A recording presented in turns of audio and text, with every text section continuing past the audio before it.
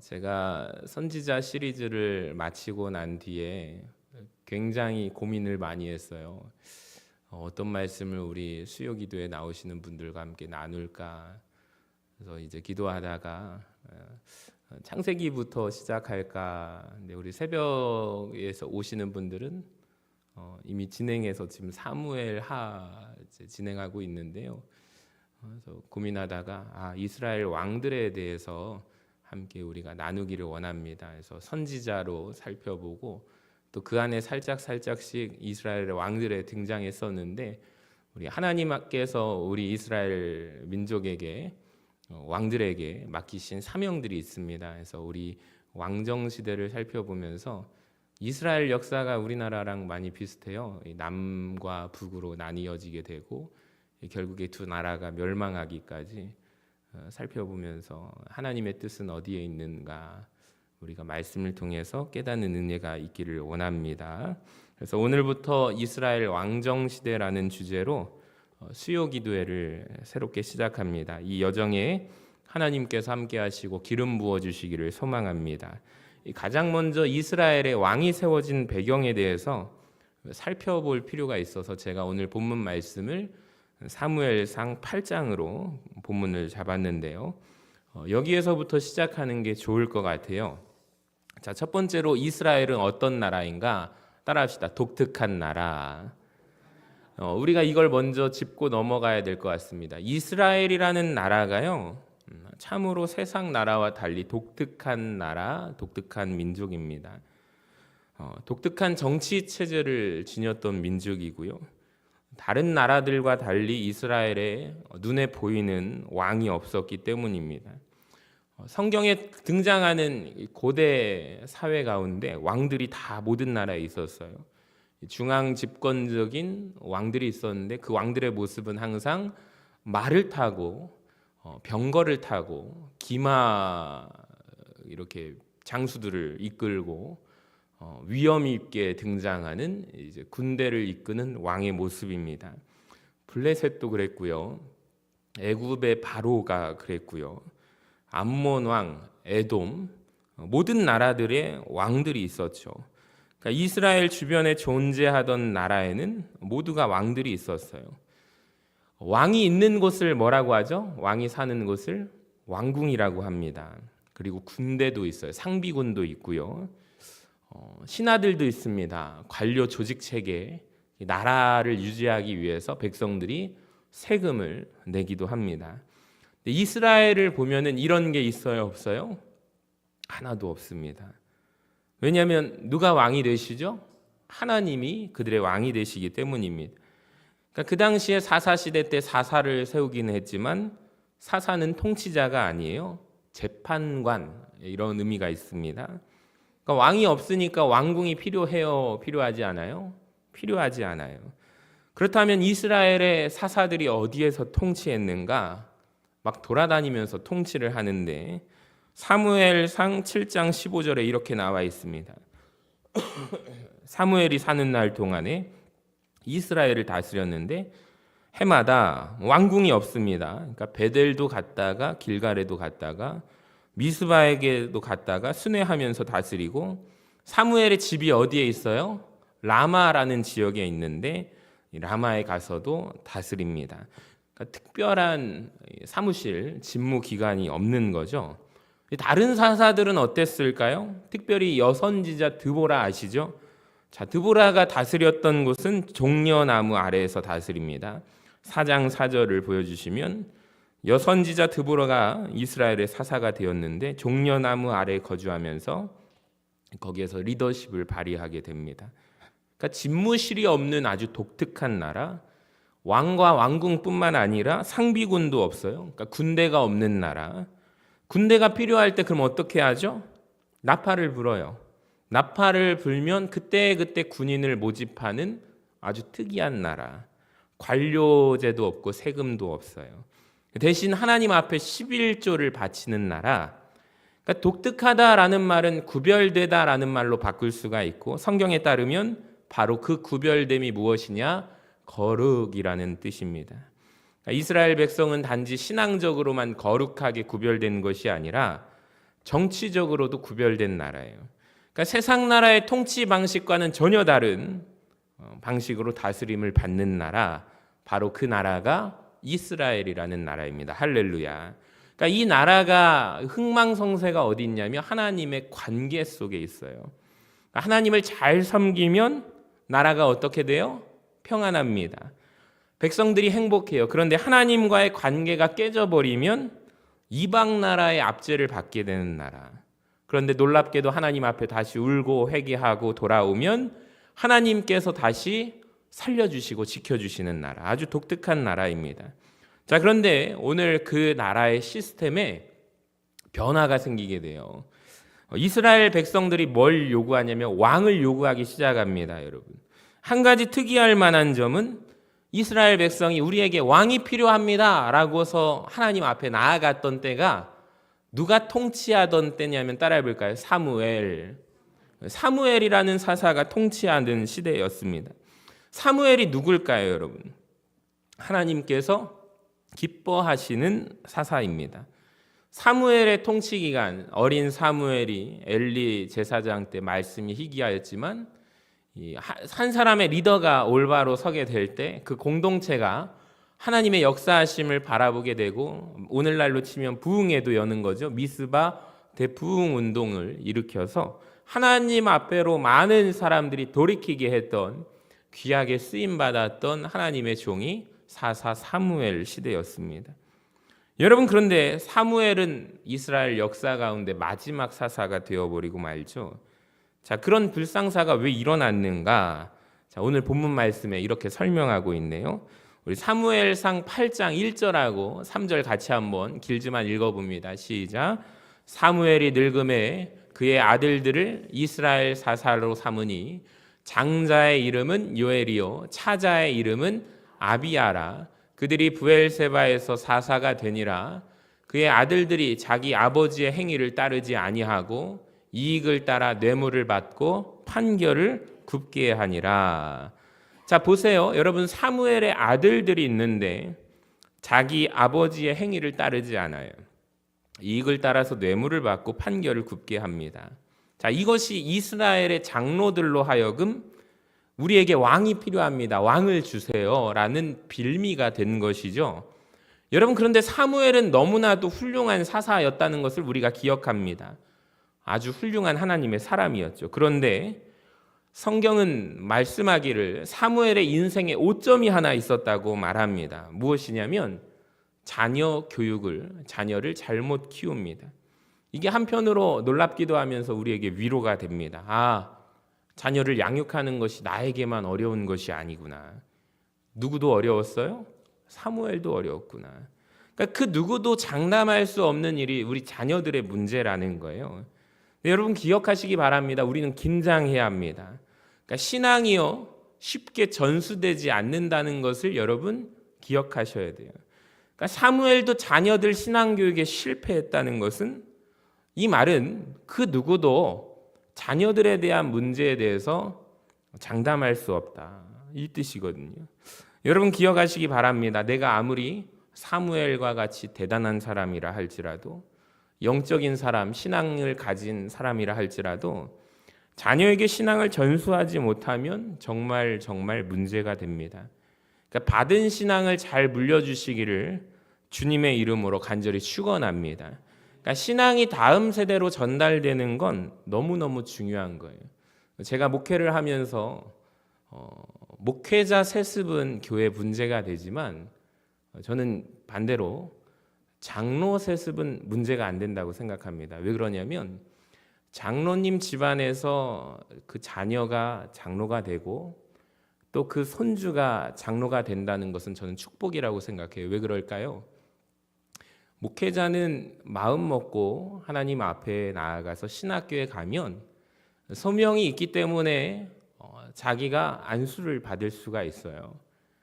그런데 이제 만약에 확신이 없는 사람이 안수를 덜컥 받으면 참 그와 같이 비참한 일도 없죠. 그런데 장로는요, 한 교회의 장로님으로 세운다는 것은 저는 축복이라고 생각합니다. 공동회에서 뜻을 모아서 3분의 2, 그것은 어느 교회라도 불가능한 거예요. 이건 인간의 방법으로 할 수가 없는 거예요. 그래서 저는 장로 가정에서 장로님이 나오는 것은 가장 귀한 축복인데, 요즘 교회들이 뭐가 문제냐면 장로님 자녀들이 아버지의 신앙생활, 부모님의 신앙생활을 그 바톤을 이어받아야 되는데 한국 교회가 이거에 실패를 했어요. 그래서 믿음 좋은 신앙의 3대, 4대까지 나왔지만 과연 진짜 믿음이 좋은가라는 문제에 대해서는 우리가 깊은 통찰과 회개가 있어야 합니다. 19세기까지 전 세계적으로 선교사 파송 국가가 1위가 있는데 영국이거든요. 근데 지금 영국에서 매주 교회를 예배당을 가는 인구를 보면은 3%가 되지 않아요. 다큐멘터리로도 나왔는데 진짜 깜짝 놀랄 정도로 세계 많은 선교사를 파송한 교회 저도 봤거든요. 근데 그 교회 예배당에 머리가 하얗게 새어버린, 기본 연령이 7, 80대 이상 어른들만 몇십 명, 10명 남짓인 교회도 있습니다. 근데 그 교회가 전 세계적으로 선교사를 파송했던 역사적인 교회라는 것을 보면 깜짝 놀랍니다. 그래서 주변에 우리로 치면은 지금 예배당 양쪽의 창가에 액자들이 있어요. 그 교회가 배출한 선교사들, 우리가 이름 대면 알만한 유명하시고 순교를 당하신 그분들의 액자가, 그러니까 말하자면 모교회고 고향교회죠. 그런데 그게 이제 박물관처럼 되어가지고 많은 사람들이 방문을 하지만 주일날 막상 예배를 드리는 인원들을 보면 정말로 이제는 그분들마저 돌아가시면 교회는 문 닫게 되는 상황에 처해 있습니다. 이게 영국 교회의 현실이죠. 그러니까 이유는 딱 하나예요. 이걸 가지고 연구하신 분들도 있는데 영국 교회가 왜 이렇게 되었을까? 그러니까 공간적 선교사를 많이 파송했지만 시간적 선교에는 실패했기 때문이다라는 것을 주장합니다. 그러니까 여러분, 우리가 지금 아프리카라든지 캄보디아 왜 선교 안 가냐? 하나님께서 책망하지는 않으십니다. 자, 그런데 공간적 선교사로 가지 않아도 괜찮을 것 같아요. 근데 우리에게는 무슨 사명이 있냐면 시간적 선교사의 사명이 있음을 여러분 꼭 기억하시기를 바랍니다. 그러니까 왜 사무엘은 실패했을까요? 아까 전에 사무엘상 7장 15절 말씀을 보시면 사무엘이 사는 날 동안에 이스라엘을 다스렸을 때 해마다 베델과 길갈, 미스바를 순회하고 다니다가 자기 집이 어디에 있어요? 라마라는 곳에 있잖아요. 그러니까 네 곳을 1년 가운데 돌면서 순회하는 순회 목회 사역을 하고 있는 거죠. 잠깐 단순하게 우리가 계산을 하면 1년 12달 가운데 네 군데에서 몇 달씩 거할까요? 3달씩 머무르는 거예요. 자, 그러면은 아버지 입장에서, 자녀들 입장에서 본다면 우리 아버지가 1년 중에 집에 몇 번만 들어와요? 3달만 머무르고 또 따라간다는 거죠. 그러니까 집에 계시지 않는 거예요. 4분의 3을 다른 지역에서 목회하고 오십니다. 그러니까 이것이 문제의 시작이 아닐까 추측해 봅니다. 그러니까 사역이 너무 바빠서 자기 자녀들을 돌볼 시간이 없는 거죠. 자녀들 신앙교육할 시간이 없는 거예요. 그러니까 무서운 이야기예요. 여러분, 이것은 주의 종뿐만 아니라 우리 모두가 사무엘이 될 수가 있습니다. 자녀들 신앙교육할 시간이 없는 거죠. 그러니까 우리가 하는 일이 바쁘면 자녀들을 등한시할 수가 있어요. 제가 이 말씀을 준비하면서 얼마나 제 나름대로도 이건 하나님 저에게 주시는 말씀입니다 라고 생각을 했습니다. 여러분, 우선순위를 점검하시기를 바랍니다. 그러니까 이보다 더 중요한 건 없는 거예요. 우리 교회 보니까 참 칭찬하고 싶은 가정이 있는데 일주일마다 가정예배에 대해서 제가 지난번에 강조했더니 목사님 설교 듣고 그 다음부터 바로 가정예배를 주도하기 시작하는데, 누가 주도하기 시작하면 할머니가 주도해서 자녀들 가정 가가지고 손주들하고 같이 예배를 드린다고 해요. 제가 거기에 자극을 받아서 참 너무 좋다. 그래서 사모하고 우리 가정도 한번 해보자 해서 매주 금요일 저녁 시간을, 지금 이제 금요반 아직 제자 훈련을 지금 쉬고 있어서 아이들하고 같이 모여가지고 지금 하고 있습니다. 그래서 애들이 처음에 기도하는 걸 어색했는데 지금 돌아가면서 기도를 시켜요. 얼마나 좋은지 모릅니다. 아이들하고 성경 퍼즐도 같이 하고 있고요. 가정 예배를 드리고 있습니다. 이번에 자녀들의 문제를 보세요. 3절을 보니까 그들이 아들들이 자기 아버지의 행위를 따르지 아니하고 이익을 따라 뇌물을 받고 판결을 굽게 합니다. 그러니까 아버지의 행위를 따르지 아니하고 이익을 따랐죠. 그러니까 이득은 있겠죠, 여러분. 근데 많은 것을 잃어버립니다. 이것을 소탐대실이라고 합니다. 그러니까 이 중에 우리도 부모의 신앙을 따르지 않고 자기 이익을 따라가신 분들 계십니다. 잘 들으시기 바랍니다. 그러니까 부모님의 신앙의 길을 벗어나 우리가 세상의 길을 걸어가게 되면 약간의 이익은 생깁니다. 자, 그런데 신앙의 유산을 잃어버린 것이 엄청난 손실임을 아시기를 바랍니다. 그러니까 멈추어 서서 우리는 생각해야 돼요. 자, 또 하나 자식된 도리로서 생각할 때 기억해야 할 것이 있는데 자녀들이 위대한 아버지 사무엘의 이름을 어떻게 한 거죠? 먹칠을 하게 된 거죠. 그러니까 자녀가 잘못 살면 부모가 욕먹습니다. 그러니까 여기에서 우리가 적용할 것이 하나 있는데 우리는 모두 다 누구예요? 하나님의 자녀들입니다. 그러니까 우리가 이 세상에서 하나님의 자녀답게 잘 살지 못하면 누가 욕을 먹어요? 하나님이 욕을 먹습니다. 이 시대 가운데 하나님 자녀들이 잘못 살아서 하나님 이름이 먹칠을 당하고 있어요. 우리가 깨닫기를 원합니다. 자, 그 다음에 본문에 보시면 이스라엘 장로들이 사무엘의 자녀들을 문제를 빌미 삼아서 사무엘에게 모여들죠. 공식적으로 왕을 요구합니다. 근데 이것은 사실 핑계였을 뿐 정말 그들의 숨겨진 욕망은 다른 데 있는데 4절을 한번 보세요. 이스라엘 모든 장로가 모여 라마에 있는 사무엘에게 나아가서 그에게 이르되 보소서 당신은 늙고 당신의 아들들은 당신의 행위를 따르지 아니하니 자, 여기까지가 우리에게 왕이 필요합니다라는 공식적인 표면적인 이유거든요. 근데 근본적인 이유가 마음속에 숨겨져 있음을 알게 됩니다. 자, 모든 나라와 같이 밑줄을 치시기 바랍니다. 여러분 꼭 성경에다가 표시를 하시길 바랍니다. 모든 나라와 같이. 이게 실제적인 속마음이죠. 우리에게 뭘 세워달라? 왕을 세워 우리를 다스리게 하소서. 이게 여러분 핵심이에요. 자, 지금까지 이스라엘은요, 다른 나라하고 달리 아주 독특한 나라, 구별된 나라 말씀드렸는데요. 다른 나라와 같이 되고 싶은 이스라엘의 본심이 드러나게 되는 거예요. 지금 이들이 요구하는 거예요. 우리도 다른 나라와 같이 뭐가 있었으면 좋겠습니다? 왕이 있었으면 좋겠습니다. 다른 나라와 같이. 이 말을 한 번 더 하거든요. 그러니까 하나님께서 사무엘을 통하여 왕이 생기면 있을 이 경고를 하시는데 10절부터 18절까지 길게 하시는데 19절을 한번 보세요. 백성이 사무엘의 말 듣기를 어떻게 했대요? 거절하여 이르되 아니로소이다. 우리도 왕이 있어야 하리니 우리도 여기에다가 여러분 다른 나라들 같이 되어라고 줄치시기 바랍니다. 이렇게 말하고 있는 거예요. 그러니까 이들의 마음의 동기를 성경은 고발하고 있는 거예요. 다른 나라처럼 우리나라도 똑같아지고 싶습니다. 그러니까 지금 표면적인 이유는 뭐죠? 사무엘 당신이 늙었습니다. 그리고 당신의 아들들이 문제가 있습니다. 그렇기 때문에 우리에게 왕을 주십시오라고 말하고 있지만 여러분 아니라는 거죠.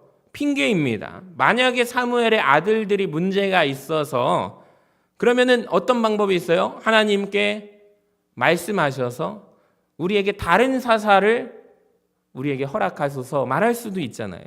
근데 다른 사사를 구하는 게 아니에요. 다른 나라들처럼 되고 싶다. 즉 이 말은 세상 사람들과 같이 되고 싶다. 이스라엘의 독특성을 포기하고 싶다. 출애굽기 19장에서 여러분 하나님께서 이스라엘 백성들과 언약하신 이야기가 있어요. 내가 너희를 제사장 나라 거룩한 백성으로 삼겠다. 너희 구별된 백성이면 좋겠다. 하나님 말씀하신 거. 그런데 이들이 뭐라고 말해요? 하나님, 저희 구별됨이 싫은데요. 다른 나라들처럼 똑같아지고 싶은데요. 왜 우리가 이렇게 고생해야 되죠? 왜 우리가 이렇게 살아야 합니까? 지금 이 사람들이 말하고 있는 거예요. 독특하게 살고 싶지 않아요? 다른 나라들처럼 살고 싶어요. 근데 여러분 이 생각을 누가 하는지 아세요? 예수 믿고 하나님 자녀가 된 우리들, 신자들, 우리의 가정 안에서 자녀들이 이런 마음을 품고 있습니다. 이게 참 문제라는 거죠. 여러분, 우리가 정말 구별된 하나님의 백성으로 살기가 너무 힘들어요. 그래서 우리는 때로는 이렇게까지 고생하면서 신앙생활 해야 될까? 교회 다니는데 편하게 다니면 안 돼? 그냥 세상 사람들처럼 우리 똑같이 살면 안 돼? 여러분, 이런 생각, 유혹 있어요, 없어요? 있죠. 그러니까 이스라엘 백성들의 모습이 우리의 모습이라는 거예요. 그러니까 우리도 그냥 세상 사람들처럼 똑같이 살면 안 돼? 왜 우리만 이렇게까지 해야 되지? 왜 구별되며 살아야 되지?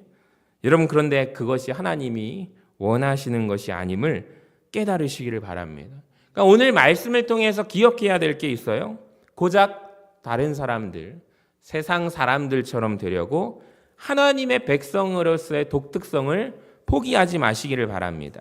성경은 말씀합니다. 로마서 12장 2절 같이 읽어봐요. 시작. 너희는 이 세대를 본받지 말고 오직 마음을 새롭게 함으로 변화를 받아 하나님의 선하시고 기뻐하시고 온전하신 뜻이 무엇인지 분별하도록 하라. 아멘. 하나님의 뜻은 분명합니다. 구별이에요. 거룩함입니다.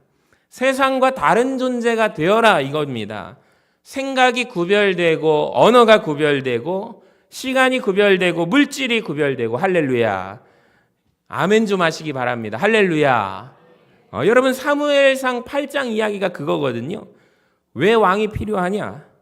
그냥 다른 사람들과 똑같이 살고 싶다. 이 말이에요. 근데 성경에 보세요. 누가 어떤 모습으로 하나님이 축복하십니까? 구별된 삶을 살려고 몸부림치는 자들을 주목하시고 찾으시고 그들을 축복하신다는 거죠. 그러니까 사무엘상 8장을 보면서 나도 혹시 이스라엘처럼 세상 사람들처럼 똑같이 살고 싶어하는 마음은 있지 않는가? 여러분, 우리가 점검하기를 원합니다. 설교 후에 결단 찬양은 이건데요. 세상 흔들리고 사람들은 변하여도 나는 누구를 섬기리? 주를 섬기리. 그러니까 이스라엘의 사람들과 정반대 고백이 있어야 한다는 거죠. 그러니까 하나님, 저는 구별되어 살겠습니다. 우리는 독특성을 가지고 하나님 자녀답게 살겠습니다 라는 고백이 있기를 원합니다. 자, 본문에서 또 하나님이 경고하십니다. 구별됨을 포기하겠습니다 라는 말하는 이스라엘 백성들에게 하나님이 뭐라고 하시냐면 9절을 보세요. 그러므로 그들의 말을 듣되 너는 그들에게 엄히 경고하라. 하나님은 어떤 분이십니까? 우리가 잘못된 길을 걸어가려고 할 때 경고하시는 분이 얼마나 자세하게 세세하게 경고하시는지 몰라요. 10절부터 17절까지 길게 얘기하시는데 11절을 한번 보세요. 눈으로 한번 읽어보시기 바랍니다. 이르되 너희를 다스릴 왕의 제도는 이러하니라. 그가 너희 아들들을 데려다가 그의 병거와 말을 어거하게 하리니 그들이 그 병거 앞에서 달릴 것이며 그가 또 너희의 아들들을 천부장과 50부장을 삼을 것이며 자기 밭을 갈게 하고 자기 추수를 하게 할 것이며 자기 무기의 병거의 장비도 만들게 할 것이며. 그러니까 이게 무슨 말이에요? 군대가 없는 나라에 상비군 생기니까 남자들 고생하게 된다라는 말이에요. 하나님이 또 얼마나 친절한지 보세요. 여자들도 13절에 너희 딸들을 데려다가 향료 만드는 자와 요리하는 자, 떡 굽는 자로 삼을 것이다. 자, 그래도 너희 이렇게 할 거니? 14절에 보세요. 너희의 밭과 포도원과 감람원에서 제일 좋은 것을 가져다가 자기의 신하들에게 줄 것이고 또 너희의 곡식과 포도원 소산에 11조를 거두할 것이다. 자기의 관리와 신하에게 월급으로 줄 것이다. 너희의 노비와 가장 아름다운 소년과 나귀들을 끌어다가 자기 일을 시킬 것이다. 양떼 10분의 1을 거두어 가리니 너희가 그의 종이 될 것이다. 자, 이렇게 길게 경고하시는 거죠. 그러니까 마지막 최고치의 경고는 뭐예요? 18절 그날에 너희는 너희가 택한 왕으로 말미암아 부르짖되 그날에 여호와께서 너희에게 응답하지 아니하시리라. 그러니까 최대치의 경고를 하나님께서 하시는 거예요. 여러분, 담뱃값의 표기에 보면은 잔인한 사진들이 있죠. 경고 문구가 크게 써 있습니다. 왜 그렇게까지 혐오스럽게 사진을 넣었을까요? 담배 피지 말라 경고죠. 그래도 사서 핍니다, 사람들이. 그러니까 하나님이 너네 구별됨을 포기하고 남들과 똑같아지면 이런 문제가 있어 라고 말하는 거예요. 그러니까 사람들이 그 경고를 가볍게 듣지 않아요. 19절을 보세요. 백성이 사무엘의 말 듣기를 거절하여 이르되 그래도 우리에게 뭐가 있어야 합니다? 왕이 있어야 합니다. 그러니까 이들은 분별하지 않아요. 생각해 보지 않습니다. 멈추어 서서 생각해 보지 않습니다. 여러분 오늘부터 하나님 말씀을 듣고 멈추어 서서 분별해 보시기 바랍니다. 수많은 성경에 경고의 말씀이 있는데 내가 그대로 직진하면 안 되지. 멈춰야지. 여러분 왜 이들의 귓가에 말에 들리지 않을까요? 이미 자기들 마음속에 왕을 간절히 바라고 있기 때문이에요. 하나님께서 요구는 하지만 기도 제목을 얘기하지만 답은 정해져 있어요. 왕을 주셔야만 한다는 거죠. 여러분 우리도 기도 이렇게 합니다. 근데 기도 이렇게 하면 안 될 것 같아요. 그러니까 내가 원하는 것이 있어도 하나님 정말 그것이 내게 유익한 것이라면 하나님 허락해 주세요. 여러분 이렇게 기도하시는 우리 모두가 되기를 소망합니다. 주의 뜻이 이루어지기를 기도하시기를 바랍니다. 자, 20절에 보면 이들의 또 하나의 속내가 나오는데 보세요. 우리도 다른 나라들 같이 되어 우리의 왕이 우리를 다스리며, 제가 아까 전에 이 부분을 강조했죠. 다른 나라들처럼 되고 싶다. 구체적으로 다른 나라들의 뭐가 부러웠는가? 그 왕이, 다른 나라의 왕이 있는데 맨 앞에 나와가지고 싸움을 이끌어 가는데 앞서가지고 우리를 대표해서 싸우는 그 모습, 전투를 지휘하는 모습이 참 부러웠다 이 말이에요. 그 당시의 왕은 군사 영웅입니다. 전쟁을 지휘하는 모습을 보고 승리하는 모습을 봤다는 거예요. 그러니까 즉 이 말은 군사 전문가가 이끌면 다르구나라는 것을 이끌은 거예요. 여러분 그런데 이스라엘은 그런 지휘자가 있었던 적이 없어요. 하나님이 지휘하시잖아요. 그러니까 사사시대를 우리가 보면서 승리의 성패가 어디에 있어요? 하나님과의 관계에 있어요. 이방 민족의 압제를 받았다가 승리하고 또 압제를 받았다가 승리하고 이런 패턴이 7번이나 나오거든요. 우리는 그 원인을 압니다. 누구하고 관계가 틀어진 거예요? 하나님을 떠났기 때문에. 하나님을 멀리하면 그 나라가 멸망하는데 이들이 뭐라고 생각하는지 아세요? 결론이 잘못됐어요. 하나님 앞에 회개해야지, 하나님 앞에 잘못을 고해야지가 아니라 우리에게는 왕이 없어서, 군사 전문가가 없어서 지금 내가 우리나라가 이렇게 무너지고 있구나, 적용을 잘못하는 거예요. 그러니까 우리가 하나님의 뜻대로 살지 않으면 우리나라 멸망하는구나, 이것이 아니라 우리에게는 왕이 없구나, 그래서 우리는 번번이 이렇게 실패하네 라는 생각을 하는 거죠. 그러니까 원인을 분명하게 알아야 여러분 해답도 분명하게 나옵니다. 전쟁에 승리하는 길은 하나님께 있어요. 그러니까 우리는 세상 사람들과 다른데 우리가 하나님 안에 붙어 있다면 여러분, 저와 여러분은 승리하게 될 줄로 믿습니다. 그러니까 하나님께 우리의 인생이 달려있음을 믿음으로 고백하시기를 바랍니다. 근데 놀라운 것은 하나님이 이렇게 경고를 하셔도 그들이 거부해요. 끝까지 요구하니까 하나님이 어떻게 하실까요? 그래도 안 돼, 왕을 줄 수가 없어, 이렇게 하실까요? 한 말씀을 봅시다. 22절입니다. 같이 한번 읽어봐요. 시작.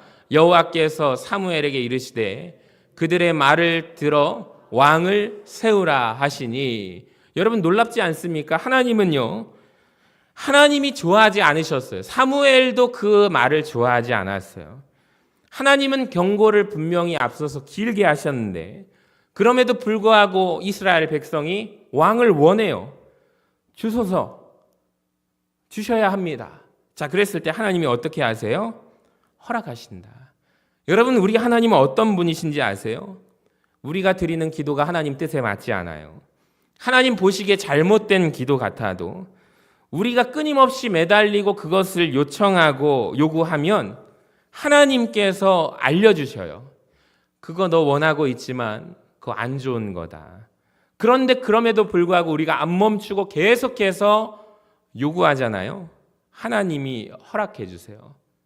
응답을 주세요. 그런데 이게 좋은 것은 아닙니다. 그러니까 하나님이 환경을 통해서 여러 가지를 통해서 아니다라고 말씀하실 때는 여러분 멈추시는 것이 좋습니다. 계속 기도하다가는 하나님이 들어주실 수 있어요. 근데 그게 결국에 나에게 좋아요, 안 좋아요? 안 좋은 거예요.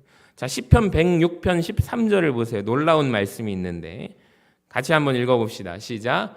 그러나 그들은 그가 행하신 일을 곧 잊어버리며 그의 가르침을 기다리지 아니하고 광야에서 욕심을 크게 내며 사막에서 하나님을 시험하였도다. 그러므로 여호와께서는 그들이 요구한 것을 그들에게 주셨을지라도 그들의 영혼은 쇠약하게 하셨도다. 광야 생활 40년 동안의 요약입니다. 시편 이 말씀에서 하나님 앞에서 떼쓰고 하도 달라고 요청하지만 주시기는 하지만 그게 결국에 그들의 영혼에 좋은 것은 아니었대요. 그들의 영혼은 오히려 하나님께서 요구하는 것을 주심으로 말미암아 영혼이 어떻게 되었대요? 쇠약하게 되었대요. 무서운 이야기입니다. 여러분, 하나님께서 거절하시는 기도가 있어요. 분명히 말씀하시는 것은 멈추시는 것이 좋습니다. 계속 요구하시면 우리가 자녀들이 계속 떼쓰잖아요.